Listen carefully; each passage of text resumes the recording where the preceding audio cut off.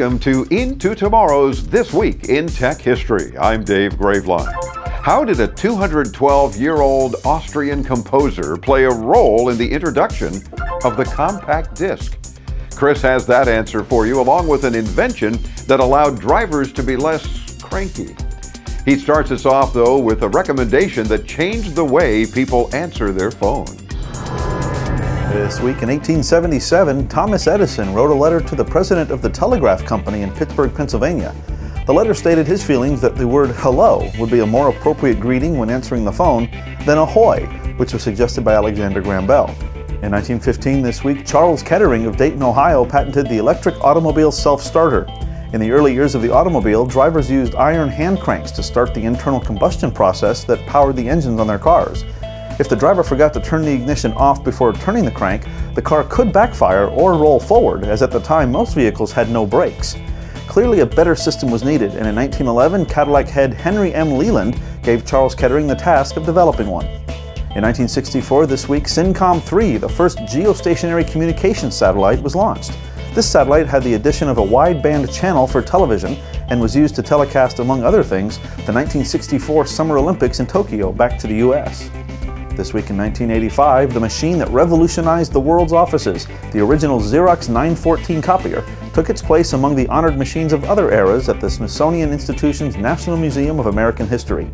The document copier had been formally introduced to the world in the March of 1960, and in just 25 years, the machine, invented by Chester Carlson, a patent lawyer, had become obsolete enough to make it into the museum. This week in 1982, the first compact discs were released to the public in Hanover, Germany. One thing we remember about CDs was their ability to hold 74 minutes of music. Why 74? According to many reports, the wife of Sony's vice president decided that she wanted Beethoven's Ninth Symphony to fit on a CD. The longest known recording of that performance was, you guessed it, 74 minutes.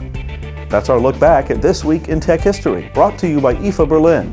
IFA, the Global Innovations Show. 6,000 media representatives, 2,600 from abroad.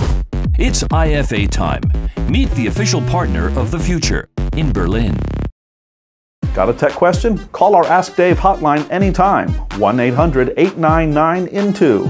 That's 800-899-4686. Or you can use our free app. Just choose the audio option and send your question in that way.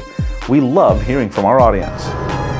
Stop by our Facebook page and make sure you hit that like button, then follow our official Twitter feed.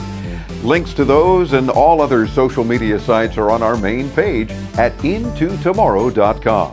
Be sure to check out our many posts and videos while you're there. Oh, and subscribe to our free podcast, too.